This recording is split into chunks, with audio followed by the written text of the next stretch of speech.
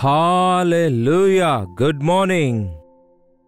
ಮತ್ತೊಂದು ಪುನರುತ್ಥಾನದ ದಿನವನ್ನು ಕರ್ತನು ನಮಗೆ ಅನುಗ್ರಹಿಸಿದ್ದಾರೆ. ಈ ದಿನ ಭಾನುವಾರವಲ್ಲವೋ? ಸಭೆಗೆ ಹೋಗ್ಬೇಕಲ್ಲವೋ? ಎದ್ದಿದ್ದೀರಾ? ಕಾಲಕೃತ್ಯಗಳೆಲ್ಲ ಮುಗಿಸಿಕೊಂಡಿದ್ದೀರಾ? ವಾಕ್ಯ ಧ್ಯಾನದಿಂದ ಹೃದಯ ಸಿದ್ಧಪಡಿಸಿಕೊಂಡಿದ್ದೀರಾ? ಉದಯಕಾಲದ ಆಹಾರ ತಿನ್ನಲು ತವಕಿಸುತ್ತೇವೆ, ಕಾಫಿ ಕುಡಿಯಲು ತವಕಿಸುತ್ತೇವೆ. ಮತ್ತೆ ದೇವರನ್ನು ಸ್ತುತಿಸಿ ಆತನ ವಾಕ್ಯವನ್ನು ಧ್ಯಾನಿಸುವುದಕ್ಕಾಗಿ ಯಾಕೆ ಆ ಆಸೆ ಇರೋದಿಲ್ಲ? ಸಭೆಗೆ ಹೋಗಿ ಎಲ್ಲರೊಂದಿಗೆ ದೇವರನ್ನು ಆರಾಧಿಸುವುದಕ್ಕಿಂತ ಮುಂಚಿತವಾಗಿ ವೈಯಕ್ತಿಕವಾಗಿ ದೇವರೊಂದಿಗೆ ನಾವು ಸಹವಾಸ ಮಾಡುವುದು ಎಷ್ಟೋ ಅವಶ್ಯಕವಾಗಿದೆ.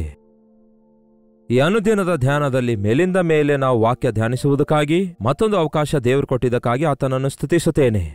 ಬನ್ನಿ, ಒಂದು ಚಿಕ್ಕ ಪ್ರಾರ್ಥನೆಯೊಂದಿಗೆ ಈ ದಿನ ಚಿಕ್ಕ ಒಂದು ವಾಕ್ಯವನ್ನು ಧ್ಯಾನಿಸಿ ನಮ್ಮನ್ನು ನಾವು ಸಭೆಗೆ ಹೋಗಲು ಸಿದ್ಧಪಡಿಸಿಕೊಳ್ಳೋಣ. ಒಂದು ವೇಳೆ ಈಗಾಗಲೇ ಸಭೆಗೆ ಹೊರಟಿರೋದಾದರೆ ತಿರುಗಿ ಬಂದ ನಂತರ ಕೇಳಿರಿ. ದೇವರ ವಾಕ್ಯ ಎಷ್ಟೇ ಕೇಳಿದ್ರು, ಎಷ್ಟೇ ಧ್ಯಾನಿಸಿದರೂ ಅಷ್ಟೇ ಹೆಚ್ಚಾಗಿ ಆಶೀರ್ವದಿಸಲ್ಪಡ್ತೀರಿ ಎಂದು ಗುರುತಿಸಿರಿ. ಪ್ರಾರ್ಥನೆ. ಪರಿಶುದ್ಧ ದೇವರೇ, ನಿಮಗೆ ವಂದನೆಗಳು. ಮತ್ತೊಂದು ಭಾನುವಾರದಂದು ದೇವರೇ, ನೀವಿದ್ದೀರೆಂದು, ನೀವು ಸಜೀವ ಉಳ್ಳವರಾಗಿದ್ದೀರೆಂದು, ಮರಣವನ್ನು ಜಯಿಸಿದವರಾಗಿದ್ದೀರೆಂದು, ಬೇಗನೆ ಬರಲಿಕ್ಕಿರುವ ಕರ್ತನಾಗಿದ್ದೀರೆಂದು ಜ್ಞಾಪಕ ಮಾಡಿಕೊಳ್ಳಲು ಪ್ರತಿ 6 ದಿನಗಳ ನಂತರ 7ನೆಯ ದಿನದಲ್ಲಿ ನಿಮ್ಮ ಸನ್ನಿಧಿಯಲ್ಲಿ ಕೂಡಿ ಬಂದು ನಮ್ಮನ್ನು ನಾವು ಸಿದ್ಧಪಡಿಸಿಕೊಂಡವರಾಗಿ ನಿಮ್ಮಲ್ಲಿ ಆನಂದಿಸಲು ಅನುಗ್ರಹಿಸಿರುವಂತಹ ಈ ವಿಶ್ರಾಂತಿ ದಿನಕ್ಕೋಸ್ಕರ, ಈ ಪುನರುತ್ಥಾನದ ದಿನಕ್ಕೋಸ್ಕರ ನಿಮಗೆ ಸ್ತುತಿಗಳನ್ನು ಸಲ್ಲಿಸುತ್ತೇನೆ. ಸಭೆಯಲ್ಲಿ ನಿಮ್ಮ ಸನ್ನಿಧಿಯನ್ನು ಅನುಭವಿಸುವ ಹಾಗೆ, ವೈಯಕ್ತಿಕವಾಗಿ ನಿಮ್ಮೊಂದಿಗೆ ಸಹವಾಸ ಮಾಡುವ ಹಾಗೆ, ದಿನವಿಡೀ ನಿಮ್ಮ ಸುವಾರ್ತೆಯನ್ನು ಪ್ರಕಟಿಸುವ ಹಾಗೆ, ನಿಮ್ಮ ದೊಡ್ಡ ದೊಡ್ಡ ಕಾರ್ಯಗಳನ್ನು ಧ್ಯಾನಿಸುವಂತೆ ನಮಗೆ ಸಹಾಯ ಮಾಡಿರೆಂದು ಕ್ರಿಸ್ತನ ನಾಮದಲ್ಲಿ ಬೇಡುತ್ತೇನೆ ತಂದೆಯೇ, ಆಮೇನ್. ಓಕೆ ಪ್ರೇಯರೇ, ಮತ್ತ್ಯಾಕೆ ಸಭೆಗೆ ಹೋಗಬೇಕು?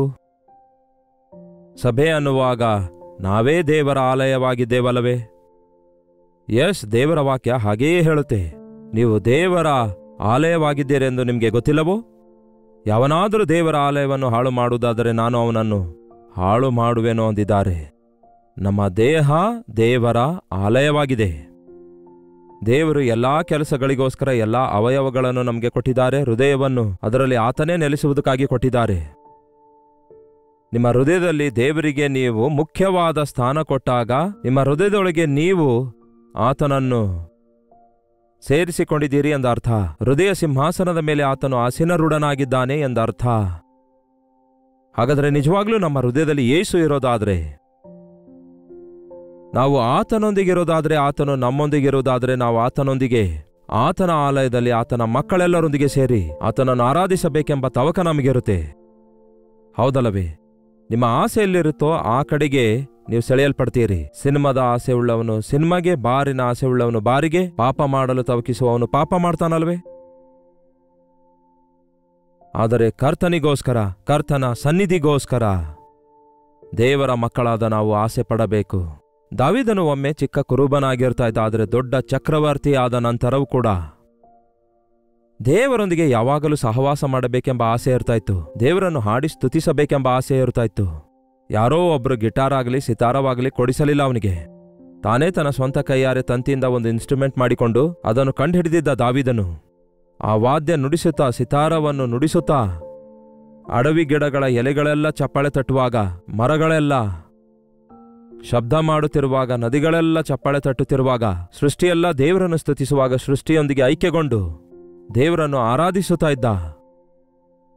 ದೇವರನ್ನು ಪ್ರೀತಿಸಿರುವುದರಿಂದ ದೇವರು ಅವನನ್ನು ಆಶೀರ್ವದಿಸ್ತಾರೆ, ದೇವರು ಅವನನ್ನು ಆರಿಸಿಕೊಳ್ತಾರೆ, ದೇವರು ಅವನನ್ನು ಅಭಿಷೇಕಿಸುತ್ತಾರೆ. ಆ ದಾವೀದನು ದೊಡ್ಡ ಚಕ್ರವರ್ತಿ ಆದ ನಂತರ ದೇವರನ್ನು ಮರೆಯಲಿಲ್ಲ ಪ್ರಿಯರೇ. ದೇವರ ಆಲಯವನ್ನು ಮರೆಯಲಿಲ್ಲ. ದೇವರಿಗೆ ಆಲಯ ಕಟ್ಟಬೇಕೆಂಬ ಆಸೆ ಮೊಟ್ಟಮೊದಲು ಅವನ ಹೃದಯದೊಳಗಡೆಯೇ ಹುಟ್ಟಿತು. ಸಾಧಾರಣವಾಗಿ ನಾವು ಕೂಡ ಆಲಯ ಕಟ್ಟುವುದು ಈ ದಿನ ಬಹಳ ಸುಲಭ ಆಗ್ಬಿಟ್ಟಿದೆ. ದುಡ್ಡು ಕಾಣಿಕೆ ವಸೂಲಿ ಮಾಡಿ ಈ ದಿನ ಆಲಯ ಕಟ್ಟಿಬಿಡ್ತಿದ್ದೇವೆ. ಕಟ್ಟಡದ ವಿಷಯದಲ್ಲಿ ಹೇಳಬೇಕಾದ್ರೆ ದೇವರು ಹೇಳಿದ್ದಾರೆ, ಆಕಾಶ ನನ್ನ ಸಿಂಹಾಸನ, ಭೂಮಿ ನನ್ನ ಪಾದಪೀಠ. ನೀವು ನನಗೋಸ್ಕರ ಕಟ್ಟುವ ಆಲಯ ಎಷ್ಟರದಾಗಿರುತ್ತೆ? ಆಲಯ ಕಟ್ಟೋದು ದೇವರನ್ನು ಅಲ್ಲಿ ತಂದು ಕೂಡಿಸುವುದಕ್ಕಾಗಿ ಅಲ್ಲ, ನಾವು ಅಲ್ಲಿ ಕೂಡಿ ಬರುವುದಕ್ಕಾಗಿ. ನಾವು ಅಲ್ಲಿಗೆ ಕೂಡಿ ಬರುವಾಗ ಕರ್ತನ ಸನ್ನಿಧಿ ಅಲ್ಲಿಗೆ ಇಳಿದು ಬರುತ್ತೆ. ಹಾಗಾಗಿ ಒಂದು ಪವಿತ್ರಗೊಳಿಸಿರುವ, ಪ್ರತ್ಯೇಕಗೊಳಿಸಿರುವ ಸ್ಥಳದಲ್ಲಿ ನಾವು ಕರ್ತನಿಗಾಗಿ ಸಿದ್ಧಗೊಳ್ಳುವುದು ಒಳ್ಳೆಯದೇ. ದಾವೀದನು ಒಬ್ಬ ರಾಜನಾದ ನಂತರವೂ ಕೂಡ ದೇವರ ಆಲಯವನ್ನು ಪ್ರೀತಿಸುತ್ತಾನೆ. ಅಂದ್ರೆ ಆಲಯಕ್ಕೆ ಏನೇನೋ ಗಿಫ್ಟ್ಗಳನ್ನು ತರಲಿಲ್ಲ. ಕೆಲವರು ಕಾಣಿಕೆಗಳನ್ನು ಉಡುಗೊರೆಗಳನ್ನು ಕೊಡ್ತಾ ಇರ್ತಾರೆ, ಆದರೆ ಆಲಯದೊಳಗೆ ಇರಬೇಕೆಂದು ಆಶಿಸೋದಿಲ್ಲ. ಈ ದಿನ ಬಹಳಷ್ಟು ಜನ ಸಭೆಗೆ ಹೋಗೋದು ಪರಮಾಧಿಕಾರ ಚಲಾಯಿಸುವುದಕ್ಕಾಗಿ, ಹಾಡನ್ನು ಹಾಡುವುದಕ್ಕಾಗಿ, ಅಲ್ಲಿರುವಂತಹ ಕಾರ್ಯಕ್ರಮಗಳನ್ನು ನಡೆಸುವುದಕ್ಕಾಗಿ. ಆದರೆ ಅಲ್ಲಿ ನಾವು ದೇವರನ್ನು ಆರಾಧಿಸಲು ಹೋಗ್ತಿದ್ದೇವೆ ಎಂಬ ದೃಷ್ಟಿಕೋನ ಹೊಂದಿದವರು ಎಷ್ಟು ಜನ ಆಗಿದ್ದಾರೆ? ಅಷ್ಟಕ್ಕೂ ನೀವು ಸಭೆಗೆ ಹೋಗ್ತಾ ಇದ್ದೀರಾ? ಖಚಿತವಾಗಿಯೂ ಪ್ರತಿ ಭಾನುವಾರ ದೇವರ ಆಲಯಕ್ಕೆ ನಾವು ಹೋಗುವವರಾಗಿರಬೇಕು. ಮುಖ್ಯವಾಗಿ ಈ ದಿನಮಾನಗಳಲ್ಲಿ ಖಚಿತವಾಗಿಯೂ ನಾನು ಎವ್ರಿ ಡೇ ಪ್ರತಿದಿನ ಹೇಳ್ತಿದ್ದೇನೆ. ಯಾಕೆಂದ್ರೆ ಒಂದು ಟೈಮಲ್ಲಿ ಲಾಕ್ಡೌನ್ನಲ್ಲಿ ಲೈವ್ನಲ್ಲಿ ವೀಕ್ಷಿಸುತ್ತಾ ಇದೇ ಚೆನ್ನಾಗಿದೆ, ಚರ್ಚ್ಗೆ ಹೋಗೋದಿದ್ರೂ ನಡೆಯುತ್ತೆ, ಚೆನ್ನಾಗಿದೆ ಅಂದ್ಕೊಂಡ್ರೆ ನಡೆಯೋದಿಲ್ಲ. ಕೆಲವರು ಬಿಟ್ಟು ಬಿಡುವ ಪ್ರಕಾರ ಸಭೆಯಾಗಿ ಕೂಡಿ ಬರುವುದನ್ನು ಬಿಟ್ಟು ಬಿಡಬಾರದೆಂದು ಬೈಬಲ್ ಹೇಳುತ್ತದೆ. ದಾವೀದನು ಅನುಭವಪೂರ್ವಕವಾಗಿ ಬರೆದ 84ನೇ ಕೀರ್ತನೆ 10ನೇ ವಚನ ಹೇಳುತ್ತೆ, ನಿನ್ನ ಆಲಯದ ಅಂಗಳಗಳಲ್ಲಿ ಕಳೆದ ಒಂದು ದಿನವು ಬೇರೆ 1000 ದಿನಗಳಿಗಿಂತ ಉತ್ತಮವಾಗಿದೆ. ನೀವು ಬಹಳಷ್ಟು ಸಾರಿ ಓದಿರ್ತೀರಿ, ಕೇಳಿರ್ತೀರಿ, ಹಾಡು ಕೂಡ ಹಾಡಿರ್ತೀರಿ ಈ ವಚನದ ಮೇಲೆ. ಆದರೆ ಆಳವಾಗಿ ಧ್ಯಾನಿಸಿದೀರಾ? ದೇವರ ಆಲಯದಲ್ಲಿ ಒಂದು ದಿನ ಕಳೆಯುವಂಥದ್ದು ಜಸ್ಟ್ 24 ಅವರ್ಸ್. ಒಂದು ಮೀಟಿಂಗಿಗೆ ಹೋಗುವಂಥದ್ದೇ ಈ ದಿನ. ಪೂರ್ವಕಾಲದಲ್ಲಿ ಭಾನುವಾರದ ಮೀಟಿಂಗ್ ಅನ್ನುವಾಗ ಬೆಳಗ್ಗೆ 8-9 ಗಂಟೆಗೆ ಪ್ರಾರಂಭಿಸಿ ಮಧ್ಯಾಹ್ನ 3-4 ಗಂಟೆವರೆಗೂ ಇರ್ತಾ ಇತ್ತು. ಒಂದೇ ಆರಾಧನೆಯಲ್ಲಿ ಎಲ್ಲರೂ ಹಾಡಿ ಆರಾಧಿಸಿ ದೇವರ ವಾಕ್ಯ ಕೇಳಿ ಕನಿಷ್ಠ 100 ರೆಫರೆನ್ಸಸ್ಗಳನ್ನು ಓದಿ 8-9 ಸ್ಟ್ಯಾಂಜಸ್ ಇರುವಂತಹ ಒಂದು 5-6 ಹಾಡುಗಳನ್ನು ಹಾಡಿ, ಇಲ್ಲವೇ 10 ಹಾಡುಗಳು ಕೂಡ ಹಾಡ್ತಿದ್ರು. ಆದರೆ ಈ ದಿನ ಹೇಗಿದೆ?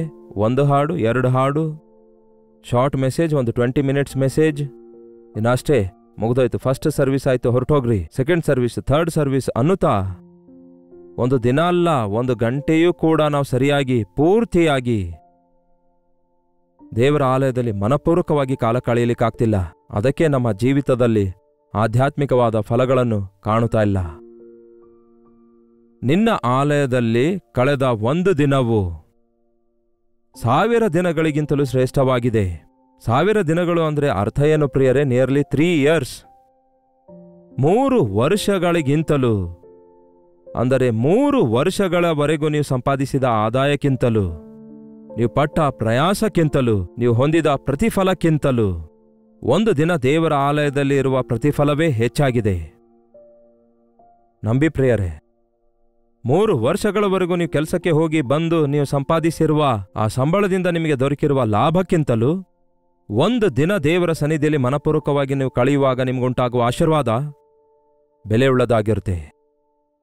ಏನ್ ಬ್ರದರ್, ಹೀಗೆ ಆಲಯಕ್ಕೆ ಹೋದ್ರೆ ನಮ್ಗೆ ಎಲ್ಲಿಂದ ದುಡ್ಡು ಬರ್ತೆ? ದೇವ್ರು ಅಂದ್ರೆ ತಿನ್ನಲಿಕ್ಕೆ ಊಟ ಸಿಗುತ್ತಾ ಎಂದು ಆರ್ಗ್ಯುಮೆಂಟ್ ಮಾಡ್ತಾರೆ ಕೆಲವರು. ಯಸ್, 6 ದಿನ ಕಷ್ಟಪಡಿರಿ, ದೇವರೇ ಹೇಳಿದ್ದಾರೆ. ನಿಮ್ಮ ಕುಟುಂಬಕ್ಕೋಸ್ಕರ ಕಷ್ಟಪಡಿರಿ, ಹೊಟ್ಟೆಗೋಸ್ಕರ ಕಷ್ಟಪಡಿರಿ. ಒಂದೇ ದಿನ ಅಲ್ಲವೋ ದೇವ್ರು ಕೇಳಿರೋದು? 6 ದಿನಗಳವರೆಗೂ ಪ್ರಯಾಸ ಪಡಿರಿ. 7ನೇ ದಿನ ನನ್ನ ಸನ್ನಿಧಿಯಲ್ಲಿ ನನ್ನ ಆಶೀರ್ವಾದಕ್ಕಾಗಿ ಕಾದಿರಿ. ನಿಮ್ಮ ಕಷ್ಟಾರ್ಜಿತ ಆಶೀರ್ವದಿಸಲ್ಪಡಬೇಕಾದ್ರೆ ದೇವರ ಆಶೀರ್ವಾದ ಬೇಕು. ಅದಕ್ಕೆ ಕೋಟ್ಯಾಧೀಶ್ವರನ್ ಏನಾದ್ರೂ ಕಾರ್ಕೊಂಡ್ರೆ ಮೊದಲು ದೇವರಿಂದ ಪೂಜೆ ಮಾಡಿಸಿಕೊಳ್ಳದೆ, ಪ್ರಾರ್ಥಿಸಿಕೊಳ್ಳದೆ ಅದನ್ನು ತಕೊಂಡೋಗಲ್ಲ. ಯಾಕೆಂದರೆ ದೇವರ ಕಾವಲು ಬೇಕು. ಒಂದು ಹೊಸ ಮನೆ ಕಟ್ಕೊಳ್ಳುವಾಗ ತನ್ನ ಸಂಪಾದನೆಯಿಂದ ಅವನು ಮನೆ ಕಟ್ಕೊಂಡ್ರು ಕೂಡ ಆ ಮನೆ ಪ್ರತಿಷ್ಠೆಗಾಗಿ ಅದನ್ನು ಪೂಜೆ ಮಾಡಿಸಿದ ಹೊರತು, ಅದನ್ನು ಪ್ರತಿಷ್ಠಿಸಿದ ಹೊರತು, ದೈವ ಸೇವಕರನ್ನು ಕರೆಸಿ ಪ್ರಾರ್ಥನೆ ಮಾಡಿಸಿಕೊಂಡ ಹೊರತು ಆ ಮನೆಯೊಳಗೆ ಸೇರೋದಿಲ್ಲ. ಕಾರಣವೇನು? ಎಷ್ಟಿದ್ರೂ ಕೂಡ ದೇವರ ಆಶೀರ್ವಾದ ಬೇಕು. ಒಂದು ದಿನ ದೇವರಿಗೆ ಕೊಟ್ಟು ನೋಡಿರಿ. ನಿಮ್ಮ ಜೀವಿತದಲ್ಲಿ 3 ವರ್ಷಗಳವರೆಗೂ ನೀವು ಪಟ್ಟ ಪ್ರಯಾಸಕ್ಕಿಂತಲೂ ಹೆಚ್ಚಾದ ಪ್ರತಿಫಲ ನಿಮಗೆ ದೊರಕುತ್ತದೆ. ಕೆಲವರು ವರ್ಷಗಳವರೆಗೂ ಸಂಪಾದಿಸಿರುವ ಸಂಪಾದನೆ ಎಲ್ಲ ಓವರ್ನೈಟ್ ಅಲ್ಲಿ ಕಳ್ಕೊಂಡಿರುವುದನ್ನು ನೋಡ್ತೇವಲ್ಲವೇ? ಬದುಕೆಲ್ಲ ಪ್ರಯಾಸ ಪಟ್ಟರೂ ಕೂಡ ಯಾವ ಪ್ರತಿಫಲವಿಲ್ಲದೆ ಕೊನೆಗೆ ಸಾಲಕ್ಕಾಗಲಿ ರೋಗಕ್ಕಾಗಲಿ ಒಳಗಾಗುವುದನ್ನು ನೋಡ್ತೇವಲ್ಲವೇ? ಅವರಿಗೆ ಆಶೀರ್ವಾದವಿಲ್ಲ. ದೇವರ ಸನ್ನಿಧಿಯಲ್ಲಿ ನೀವು ಒಂದು ದಿನ ಕಳೆಯುವಾಗ ನಿಮ್ಮ ಆರೋಗ್ಯ ಸರಿಯಾಗಿರುತ್ತೆ, ನಿಮ್ಮ ಕುಟುಂಬ ಸಮಾಧಾನವಾಗಿರುತ್ತೆ, ನಿಮಗೆ ಮನಃಶಾಂತಿ ದೊರಕುತ್ತದೆ, ನೀವು ಮಾಡುವುದೆಲ್ಲ ಸಫಲವಾಗುತ್ತೆ. ನೀವು ದೇವರ ಬೇಲಿಯ ಅಡಿಯಲ್ಲಿರ್ತೀರಿ. ನಂಬುವುದಿಲ್ಲವೋ? ನಾನು ನೋಡಿದ್ದೇನೆ ಪ್ರಿಯರೇ, ನಂಬಿಗಸ್ತರಾದ ವಿಶ್ವಾಸಿಗಳ ಜೀವಿತದಲ್ಲಿ ಈ ಆಶೀರ್ವಾದಗಳೆಲ್ಲವೂ ಇರುವುದನ್ನು ನಾನು ನೋಡಿದ್ದೇನೆ. ನಂಬಿಗಸ್ತರಾಗಿ ಸೇವೆ ಮಾಡುವ ಸೇವಕರ ಜೀವಿತದಲ್ಲಿ ಇಂತಹ ಆಶೀರ್ವಾದಗಳನ್ನು ನಾನು ನೋಡಿದ್ದೇನೆ. ದೇವರನ್ನು ಪ್ರೀತಿಸಿರಿ ಪ್ರಿಯರೇ, ಆಶೀರ್ವಾದಗಳೇ ನಿಮ್ಮನ್ನು ಹುಡುಕಿಕೊಂಡು ಬರ್ತವೆ. ನಿನ್ನ ಆಲಯದಲ್ಲಿ ಕಳೆದ 1 ದಿನವು 1000 ದಿನಗಳಿಗಿಂತಲೂ ಶ್ರೇಷ್ಠವಾಗಿದೆ. ಭಕ್ತಿಹೀನರ ಗುಡಾರಗಳಲ್ಲಿ ವಾಸಿಸುವುದಕ್ಕಿಂತ, ಭಕ್ತಿಹೀನರ ಔತಣದಲ್ಲಿ ಪಾಲ್ಗೊಳ್ಳುವುದಕ್ಕಿಂತ, ಮದುವೆಗಳಲ್ಲಿ ಪಾಲ್ಗೊಳ್ಳುವುದಕ್ಕಿಂತ, ಫಂಕ್ಷನ್ಸ್ಗಳಲ್ಲಿ ಹರ್ಷಿಸುವುದಕ್ಕಿಂತ, ತಿಂದು ಕುಡಿದು ಡಾನ್ಸ್ ಮಾಡುವುದಕ್ಕಿಂತ, ದೊಡ್ಡ ದೊಡ್ಡ ಕೂಟಗಳಿಗೆ ಆಹ್ವಾನಿಸಲ್ಪಟ್ಟು ಉನ್ನತವಾದ ಆ ವೇದಿಕೆ ಹತ್ತಿ ಕೂತ್ಕೊಂಡು ಸನ್ಮಾನ ಮಾಡಿಸಿಕೊಳ್ಳುವುದಕ್ಕಿಂತ, ಎಲ್ಲರಿಂದಲೂ ಹೊಗಳಿಸಿಕೊಳ್ಳುವುದಕ್ಕಿಂತ, ಇದನ್ನ ಮನುಷ್ಯರಿಗೆ ಅದೇ ಬೇಕು, ಮನುಷ್ಯರ ಹೊಗಳಿಕೆ ಬೇಕು. ದುಡ್ಡು ಕೊಟ್ಟು ಮನುಷ್ಯರಿಂದ ಹೊಗಳಿಸಿಕೊಳ್ತಿದ್ದಾರೆ ಈ ದಿನ ಹೊಸದಾಗಿ. ಅವರೇ ಸ್ವತಃ ದುಡ್ಡು ಕೊಟ್ಟು ಬುಕ್ಕೆಗಳನ್ನು ಕೊಡಿಸಿ ಜನರೆಲ್ಲರ ಮುಂದೆ ಕೊಡುವಂತೆ ಮಾಡ್ತಾರೆ. ಏನಿದು ವಿಚಿತ್ರ! ತಮ್ಮನ್ನು ಹೊಗಳುವಂಥವರನ್ನೆಲ್ಲ ಸುತ್ತಲೂ ಸೇರಿಸಿಕೊಂಡು, ತಮ್ಮ ವಿಷಯದಲ್ಲಿ ದೊಡ್ಡದಾಗಿ ಮಾತಾಡುವವರನ್ನು ಸುತ್ತಲೂ ಸೇರಿಸಿಕೊಂಡು, ಇವರು ಅವರಿಗೆ ಹೊಗಳುತ್ತಾರೆ, ಅವರು ಇವರಿಗೆ ಹೊಗಳುತ್ತಾರೆ. ಇದು ಸಭೆಯಲ್ಲೂ ಕೂಡ ಸೇರಿದೆ. ಇದು ಎಷ್ಟು ಭಯಂಕರವಾಗಿದೆ ನೋಡಿ. ಈ ಅಂತ್ಯ ದಿನಮಾನಗಳಲ್ಲಿ ದೇವರಿಗಿಂತಲೂ ಸುಖವನ್ನೇ ಹೆಚ್ಚಾಗಿ ಪ್ರೀತಿಸುವವರಿದ್ದಾರೆ. ಮೇಲೆ ಭಕ್ತಿಯುಳ್ಳವರಾಗಿದ್ದು ಅದರ ಶಕ್ತಿಯನ್ನು ಅರಿಯದವರಾಗಿದ್ದಾರೆ. ಮಹಾರಾಜನು ಚಕ್ರವರ್ತಿ ಆದ ನಂತರ ಆ ಮಹಾರಾಜನು ಕೂಡ ಹೇಳ್ತಾನೆ, ಭಕ್ತಿಹೀನರ ಸಮ್ಮುಖದಲ್ಲಿ ಒಬ್ಬ ರಾಜನಾಗಿ ಸನ್ಮಾನ ಹೊಂದುವುದಕ್ಕಿಂತಲೂ ರಾಜನಾಗಿ ಅವನು ಎಲ್ಲಿಗೆ ಹೋದ್ರೂ ಅವನಿಗೆ ಘನಪಡಿಸ್ತಾರೆ. ನೋಡಿ, ಯಾವುದೇ ಒಬ್ಬ ಅಧಿಕಾರಿಗಾಗಲಿ ಕಲೆಕ್ಟರ್ಗಾಗಲಿ ಎಲ್ಲೇ ಹೋಗುವಾಗ ಒಬ್ಬ ಚೀಫ್ ಮಿನಿಸ್ಟರ್ ಪ್ರೈಮ್ ಮಿನಿಸ್ಟರ್ ಬರ್ತಿದ್ದಾರಂದ್ರೆ ಎಷ್ಟೋ ಆರ್ಭಾಟ ಅಲ್ಲಿರುತ್ತೆ ಅಲ್ವೇ? ಅಂತಹ ಆರ್ಭಾಟಗಳನ್ನು ಹೊಂದುವುದಕ್ಕಿಂತಲೂ ನನ್ನ ದೇವರ ಆಲಯದಲ್ಲಿರುವಂಥದ್ದು, ಆತನ ಆಲಯದ ದ್ವಾರವನ್ನು ಕಾಯ್ದುಕೊಂಡಿರುವುದೇ ನನ್ನ ಇಷ್ಟ ಅನ್ನುತ್ತಾನೆ. ದೇವರ ಆಲಯದಲ್ಲಿ ನಾನು ಒಬ್ಬ ವಾಚ್ಮ್ಯಾನ್ ಆಗಿದ್ರೂ ಸಾಕು, ನಾನು ಅಲ್ಲಿಗೆ ಹೋಗಿ ಪ್ರಸಂಗ ಮಾಡಿ ಬರ್ತೇನೆ, ಹಾಡು ಹಾಡಲು ಕೊಟ್ಟರೆ ಹಾಡ್ತೇನೆ, ನನಗೆ ಒಂದು ಸೇವೆ ಅವಕಾಶ ಕೊಟ್ಟರೆ ಬರ್ತೇನೆ, ಸಭಾ ಹಿರಿಯರನ್ನಾಗಿ ಮಾಡಿದ್ರೆ ಬರ್ತೇನೆ, ನನಗೆ ಟ್ರೆಜರರ್ ಆಗಿ ಮಾಡೋದಾದ್ರೆ, ನನಗೆ ಸೆಕ್ರೆಟರಿ ಆಗಿ ಮಾಡೋದಾದ್ರೆ, ನನಗೆ ಪ್ರೆಸಿಡೆಂಟ್ ಮಾಡಿದ್ರೆ I will take care of the ministry ಅನ್ನುವಂಥವ್ರು ಇದ್ದಾರೇನೋ. ಆದರೆ ಕೇವಲ ದೇವರ ಆಲಯದಲ್ಲಿದ್ದುಕೊಂಡು ಬಂದಿರುವವರ ಚಪ್ಪಲಿಗಳೆಲ್ಲ ಲೈನ್ ಆಗಿಟ್ಟು ನನಗೊಂದು ಸಣ್ಣ ಕೆಲಸ ಸಿಕ್ಕರೂ ಸಾಕು ದೇವರ ಆಲಯದಲ್ಲಿ. ಬಹಳ ವರ್ಷ ನಾನು ಕೂಡ ಹಾಗೆಯೇ ಕೆಲಸ ಮಾಡಿದೆ. ಆ ಆಶೀರ್ವಾದ ಈ ದಿನಕ್ಕೂ ನನ್ನನ್ನು ಹಿಂಬಾಲಿಸುತ್ತಿದೆ. ದೇವರ ಆಲಯದೊಳಗೆ ಬರುವವರಿಗೆ ನೀರು ಕೊಟ್ಟರು ಸಾಕು, ಒಂದು ಲೋಟ ನೀರು ಕೊಟ್ಟರು ಸಾಕು, ಅದರ ಪ್ರತಿಫಲ ತಪ್ಪೋದಿಲ್ಲ. ದೇವರ ಆಲಯ ಶುಭ್ರಗೊಳಿಸಿಕೊಳ್ಳುವಂಥದ್ರಲ್ಲಿರುವಂತಹ ಆಶೀರ್ವಾದ ಬೇರೆ ಯಾವುದರಲ್ಲಿಲ್ಲ. ದೇವರ ಆಲಯದಲ್ಲಿ ಸೇವೆ ಮಾಡಿದ ಆ ದೇವರ ಸೇವಕನಾದ ಸಮುವೇಲನು ಆಲಯದಲ್ಲಿ ಸೇವೆ ಸಲ್ಲಿಸಿದ ಪ್ರಿಯರೇ, ದೊಡ್ಡ ಪ್ರವಾದಿಯಾದ. ಅವನ ವಿಷಯದಲ್ಲಿ ನೋಡುವಾಗ ಇಸ್ರಾಯೇಲರಲ್ಲಿಯೇ ಅಷ್ಟು ದೊಡ್ಡ ಪ್ರವಾದಿಯಾಗುತ್ತಾನೆ. ಯಾವ ಬೈಬಲ್ ಕಾಲೇಜ್ಗೆ ಹೋಗಲಿಲ್ಲ, ಎಲ್ಲಿಗೂ ಹೋಗಲಿಲ್ಲ, ದೇವರ ಆಲಯದಲ್ಲಿಯೇ ಇದ್ದುಕೊಂಡು ಶುಭ್ರಗೊಳಿಸುತ್ತಾನೆ, ಅದನ್ನು ತೊಳಿತಾನೆ, ಪ್ರಾರ್ಥಿಸಿಕೊಳ್ತಾನೆ. ಈ ದಿನ ನೋಡಿರಿ, ನಾವು ಸಭೆಗೆ ಹೋಗೋದು ಎದಕ್ಕೋಸ್ಕರ? ದೊಡ್ಡಸ್ತಿಕೆಗೋಸ್ಕರವೋ, ನಮಗಿರುವ ವಸ್ತು ವಾಹನಗಳನ್ನು ತೋರಿಸಿಕೊಳ್ಳುವುದಕ್ಕಾಗಿಯೋ, ವಸ್ತ್ರ ತೋರಿಸಿಕೊಳ್ಳುವುದಕ್ಕಾಗಿಯೋ, ನಾವು ಎಷ್ಟು ದೊಡ್ಡವರೆಂದು ಹೇಳಿಕೊಳ್ಳುವುದಕ್ಕಾಗಿಯೋ? ಈ ದಿನ ಅನೇಕರು ದೇವರ ಆಲಯಕ್ಕೆ ಹೋಗುವುದು ಕೂಡ ಒಂದು ಕ್ಲಬ್ಬಿನಂತೆ ಗ್ಯಾದರಿಂಗ್ಗೋಸ್ಕರ ಹೋಗ್ತಿದ್ದಾರೆ, ಒಬ್ಬರನ್ನೊಬ್ಬರು ತೋರಿಸಿಕೊಳ್ಳುವುದಕ್ಕಾಗಿ. ಮೀಟಿಂಗ್ನಲ್ಲಿ ಕೂತ್ಕೊಳ್ಳೋದು ಸ್ವಲ್ಪ ಹೊತ್ತು, ಆನಂತರ ಬೇರೆ ವಿಷಯಗಳಲ್ಲಿ ಎಷ್ಟೋ ಸಮಯ ಕಳೆಯುತ್ತಾರೆ. ನಾನು ಕೆಲವೊಂದು ದೇಶಗಳಲ್ಲಿ ಪ್ರಸಂಗಕ್ಕಾಗಿ ಹೋಗುವ USA ಅಂತಹ ದೇಶದಲ್ಲಿ ಚರ್ಚಸ್ ಬಹಳ ಚಿಕ್ಕದಾಗಿರ್ತವೆ, ಅವರ ಮೀಟಿಂಗ್ ಹಾಲ್ಸ್ ಬಹಳ ದೊಡ್ಡದಾಗಿರ್ತವೆ, ಡೈನಿಂಗ್ ಹಾಲ್ಸ್. ಮೀಟಿಂಗ್ ಶಾರ್ಟ್ ಆಗಿರುತ್ತೆ, ಆನಂತರ ಗಂಟೆಗಳವರೆಗೂ ಅವರೆಲ್ಲರೂ ಸೇರಿ ಊಟ ಮಾಡುತ್ತಾ ಒಬ್ಬರನ್ನೊಬ್ಬರು ಮಾತಾಡಿಕೊಳ್ತಾ ಎಷ್ಟೋ ಸಮಯ ವ್ಯರ್ಥ ಮಾಡುವುದನ್ನು ನೋಡಿ ನನಗೆ ವಿಚಿತ್ರ ಅನಿಸಿತು. ಆ ಟ್ರೆಂಡ್ ಈಗ ನಮ್ಮ ದೇಶದಲ್ಲಿಯೂ ಕೂಡ ಪ್ರಾರಂಭ ಆಗಿದೆ. ಊಟ ಇದ್ರೇನೆ ಕೂಟಕ್ಕೆ ಬರ್ತಾರೆ, ಊಟಕ್ಕೋಸ್ಕರವೇ ಕೂಟಕ್ಕಾಗಿ ಬರೋರಿದ್ದಾರೆ. ಯೇಸು ಅವತ್ತೇ ಹೇಳಿದ್ದಾರೆ, ನೀವು ಹೊಟ್ಟೆ ತುಂಬಿಸಿಕೊಂಡು ನನ್ನನ್ನು ಹುಡುಕ್ತಾ ಇದ್ದೀರಿ. 5 ರೊಟ್ಟಿ 2 ಮೀನು ತಿಂದು ಯೇಸುವನ್ನು ಎತ್ತಿ ನೀನೇ ನಮ್ಮ ರಾಜನು ಅಂದಿದ್ರಂತೆ. ನೀವು ನಿಜವಾಗ್ಲೂ ನನ್ನನ್ನು ಮೇಲೆ ಕೆತ್ತುತ್ತಲೇ ನಿಮ್ಮ ಹೊಟ್ಟೆ ತುಂಬಿರೋದ್ರಿಂದ, ನಿಮ್ಮ ಅವಶ್ಯಕತೆ ತೀರುವುದರಿಂದ, ನಿಮ್ಮ ಸ್ವಲಾಭಕ್ಕಾಗಿ ನನ್ನನ್ನು ಹುಡುಕುತ್ತಾ ಇದ್ದೀರಿ ಎನ್ನುವಂತೆಯೇ ಈ ದಿನ ಭಕ್ತಿ ಎಂಬ ಭಾವಕ್ಕೆ ಅರ್ಥವಿಲ್ಲದ ಸ್ಥಿತಿಯಲ್ಲಿದ್ದಾರೆ.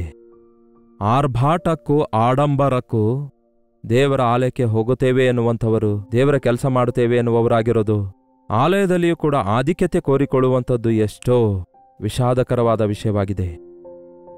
ಅದಕ್ಕೆ ಭಕ್ತನಾದ ದಾವೀದನು ತನ್ನ ಮನಪೂರ್ವಕವಾಗಿ ಒಬ್ಬ ದ್ವಾರಪಾಲಕನಾಗಿರುವುದು ಕೂಡ ನನಗಿಷ್ಟವೇ ಅನ್ನುತ್ತಾನೆ. ಡಾಕ್ಟರ್ ಬಿಲಿ ಗ್ರಾಹಂ ಎಷ್ಟೋ ದೊಡ್ಡ ದೈವ ಸೇವಕರಾಗಿ ಎಷ್ಟೋ ಆತ್ಮಗಳನ್ನು ಆ ಕಾಲದಲ್ಲೇ ಸಂಪಾದಿಸುತ್ತಾರೆ. ಸಾವಿರಾರು ಲಕ್ಷಾಂತರ ಜನರಿಗೆ ಸುವಾರ್ತೆ ಪ್ರಕಟಿಸುತ್ತಾರೆ. ಅವರು ಹೇಳ್ತಾರೆ, ಪರಲೋಕಕ್ಕೆ ನಾನು ಹೋದಾಗ ನಾನು ಕಾಲಿಡುವಷ್ಟು ಸ್ಥಳ ನನಗೆ ಸಿಕ್ಕರೆ ಸಾಕು, ಅಲ್ಲಿ ನನಗೆ ಮೆಡಲ್ಸ್ಗಳು ಕಿರೀಟಗಳು ಬೇಕಾಗಿಲ್ಲ. ಕನಿಷ್ಠ ನಾನು ಪರಲೋಕದೊಳಗೆ ಎಂಟರ್ ಆದ್ರೆ ಸಾಕು, ಆ ಭಾಗ್ಯ ನನಗೆ ಕೊಡು ದೇವ್ರೆ ಎಂದು ಪ್ರಾರ್ಥಿಸ್ತಾ ಇದ್ರಂತೆ. ದೇವರ ಆಲಯವನ್ನು ಪ್ರೀತಿಸುವಂಥವರು ದೇವರ ರಾಜ್ಯವನ್ನು ಪ್ರೀತಿಸುತ್ತಾರೆ. ದೇವಾಲಯ, ಆತನೇ ನಮ್ಮ ದೇವಾಲಯವಾಗಿದ್ದಾನೆ. ಆತನೊಂದಿಗೆ ನಿರಂತರವೂ ಜೀವಿಸಬೇಕಾದರೆ ಆತನಿಗೆ ಸಾಕ್ಷಿಗಳಾಗಿ ನಾವು ಈ ಲೋಕದಲ್ಲಿ ಆತನಿಗೆ ಮಹಿಮೆ ಪಡಿಸುವವರಾಗಿ ಆತನ ಆಲಯದಲ್ಲಿ ಆತನನ್ನು ಆರಾಧಿಸುವವರಾಗಿರಬೇಕು. ಪರಲೋಕದ ಆರಾಧನೆಯಲ್ಲಿ ಭೂಲೋಕದ ಆರಾಧನೆ ಆಯ್ಕೆಗೊಳ್ಳುವ ಹಾಗೆ ನಮ್ಮ ಆರಾಧನೆ ಇರಬೇಕು. ಬನ್ನಿರಿ, ಸಭೆಗೆ ಹೋಗೋಣ. ಆಧಿಕ್ಯತೆಗಾಗಿ, ಆಡಂಬರಕ್ಕಾಗಲ್ಲದೆ ಕುಗ್ಗಿದ ಜಜ್ಜಿದ ಹೃದಯದಿಂದ ಕರ್ತನನ್ನು ಆರಾಧಿಸೋಣ. ಆತ್ಮದಿಂದಲೂ ಸತ್ಯದಿಂದಲೂ ಆತನನ್ನು ಆರಾಧಿಸೋಣ. ಪ್ರಾರ್ಥನೆ. ಪರಿಶುದ್ಧ ದೇವರೇ, ಪ್ರೀತಿಯುಳ್ಳ ತಂದೆಯೇ, ಈ ಭಾನುವಾರ ನಿಮ್ಮ ಆಲಯಕ್ಕೆ ಹೋಗಿ ನಿಮ್ಮ ಸನ್ನಿಧಿಯಲ್ಲಿ ಕಾಲ ಕಳೆಯುವುದಕ್ಕೂ, ಯಾವುದೇ ಮೂಲೆಯಲ್ಲಿ ಕೂತ್ಕೊಂಡರು, ಯಾವುದೋ ಒಂದು ಮೂಲೆಯಲ್ಲಿ ಕೂತರೂ ಸಾಕು, ನಿಮ್ಮ ಮಾತುಗಳನ್ನು ಯೇಸುವಿನ ಪಾದ ಬಳಿಯಲ್ಲಿ ಮರೆಯಲು ಕೂತ್ಕೊಂಡು ಎಷ್ಟೋ ಶ್ರದ್ಧೆಯಿಂದ ಕೇಳಿದಳಲ್ಲವೇ, ಹಾಗೆಯೇ ನಿಮ್ಮ ಮಾತುಗಳನ್ನು ಕೇಳಿ ಧ್ಯಾನಿಸಲು ನಿಮ್ಮ ಸನ್ನಿಧಿಯಲ್ಲಿ ದೇವರೇ ಆನಂದಿಸುವುದಕ್ಕಾಗಿಯೂ, ದಾವೀದನ ಹಾಗೆ ಸಂತೋಷಿಸುವುದಕ್ಕಾಗಿಯೂ, ನಿಮ್ಮ ಆಲಯದಲ್ಲಿರುವ ನಿಮ್ಮ ಪ್ರಭಾವವನ್ನು, ನಿಮ್ಮ ಮಹಿಮೆಯನ್ನು ಅನುಭವಿಸಿ ನಿಮ್ಮ ಆಶೀರ್ವಾದಗಳಿಂದ ತುಂಬಲ್ಪಡುವಂತೆಯೂ, ನಿಮ್ಮ ಆತ್ಮ ಅಭಿಷೇಕದಿಂದ ತುಂಬಲ್ಪಟ್ಟು ಅನೇಕರಿಗೆ ಆಶೀರ್ವಾದಕರವಾಗಿಯೂ ಆದರ್ಶಕರವಾದ ಜೀವಿತವನ್ನು ಜೀವಿಸುವುದಕ್ಕೂ ನಿಮ್ಮ ನಾಮ ಧರಿಸಿರುವ ನಮ್ಮ ಪ್ರತಿಯೊಬ್ಬರಿಗೂ ಸಹಾಯ ಮಾಡಿರೆಂದು ಕ್ರಿಸ್ತನ ನಾಮದಲ್ಲಿ ಬೇಡುತ್ತೇನೆ ತಂದೆಯೇ, ಆಮೇನ್. ತಂದೆಯಾದ ದೇವರ ಪ್ರೀತಿಯು, ಮಗನಾಗಿರುವ ಕ್ರಿಸ್ತನ ಕೃಪೆಯು, ಆದರಣೆ ಕರ್ತನಾದ ಪವಿತ್ರಾತ್ಮನ ಸಹವಾಸವು ಕೂಡಿ ಬಂದಿರುವ ನಮ್ಮೆಲ್ಲರ ಸಂಗಡ ಇಂದಿಗೂ ಸದಾಕಾಲಕ್ಕೂ ನೆಲೆಯಾಗಿರಲಿ. ಆಮೇನ್. ದೇವರಿಗೆ ಸ್ತೋತ್ರ. ನಿಮ್ಮ ಸಭೆಗಳಿಗೆ ಹೋಗಿರಿ. ಹಾಗೆ ನಿಮ್ಮ ಪ್ರಾರ್ಥನಾ ಮನವಿ 8939731313 ನಂಬರ್ಗೆ ಒಂದು ಟೆಕ್ಸ್ಟ್ ಇಲ್ಲವೇ ವಾಯ್ಸ್ ಮೆಸೇಜ್ ಮೂಲಕ ವಾಟ್ಸಪ್ ಕಳಿಸಿರಿ. ತಪ್ಪದೆ ನಿಮ್ಮೆಲ್ಲರಿಗೋಸ್ಕರ ನಾವು ಪ್ರಾರ್ಥಿಸುತ್ತಿದ್ದೇವೆ. ಕರ್ತನ ಆಲಯದಲ್ಲಿ ದಾವೀದನ ಹಾಗೆ ಈ ದಿನವಿಡೀ ಕಳೆಯುವ ಪ್ರಯತ್ನ ಮಾಡಿಯಿರಿ. ಅದರಿಂದ ದೊರಕುವ ಸಕಲ ಆಶೀರ್ವಾದಗಳನ್ನು ನೀವು ಅನುಭವಿಸುವುದನ್ನು ಕಾಣುತ್ತೀರಿ. ಹಾಗಾಗಿ ತಪ್ಪದೆ ನಿಮ್ಮ ನಿಮ್ಮ ಸಭೆಗಳಿಗೆ ಹೋಗಿ ಕರ್ತನನ್ನು ಆರಾಧಿಸಿರಿ. ಸಭೆಗೆ ಹೋಗಿ ಬಂದ ನಂತರ ನಿಮಗೆ ಸಮಯ ಸಿಕ್ಕಾಗ ಈ ಸಂದೇಶ ಮತ್ತೊಮ್ಮೆ ವೀಕ್ಷಿಸಿ. ದಿನವಿಡೀ ದೇವರೊಂದಿಗೆ ಕಾಲ ಕಳೆಯಿರಿ. ಆಗ ದೇವರ ಆಶೀರ್ವಾದಗಳನ್ನು ನೀವೇ ವೈಯಕ್ತಿಕವಾಗಿ ಅನುಭವಿಸಿ ದೇವರಿಂದ ಎಷ್ಟೋ ಬಲ ಹೊಂದುತ್ತೀರಿ. ಕರ್ತನ ಚಿತ್ತವಿರುವುದಾದರೆ ಮತ್ತೆ ನಾಳೆ ಇದೇ ಅನುದಿನದ ಧ್ಯಾನದಲ್ಲಿ ಭೇಟಿಯಾಗೋಣ. ಅಲ್ಲಿವರೆಗೂ ದೇವರ ಮಹಾಕೃಪೆ ನಿಮ್ಮೆಲ್ಲರೊಂದಿಗಿರಲಿ.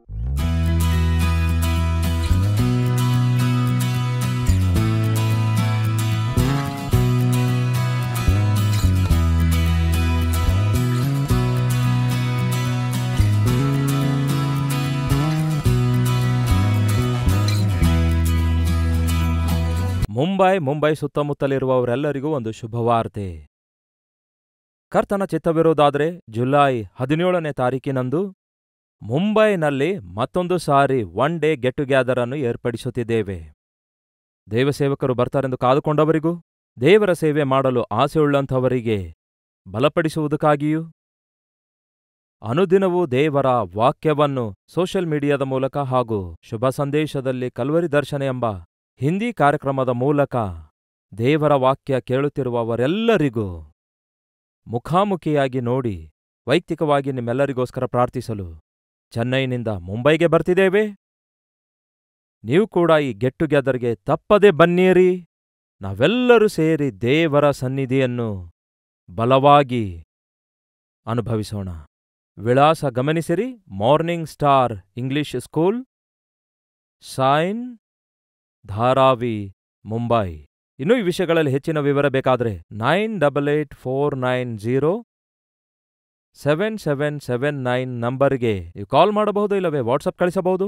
ಇಲ್ಲವಾದರೆ 95401111 ನಂಬರ್ಗೂ ಕೂಡ ನೀವು ವಾಟ್ಸಪ್ ಮಾಡಬಹುದು. ತಪ್ಪದೇ ಬರ್ತೀರಲ್ಲವೋ? ನಿಮ್ಮ ಬಂಧು ಮಿತ್ರರೆಲ್ಲರಿಗೂ ತಿಳಿಯಪಡಿಸಿರಿ.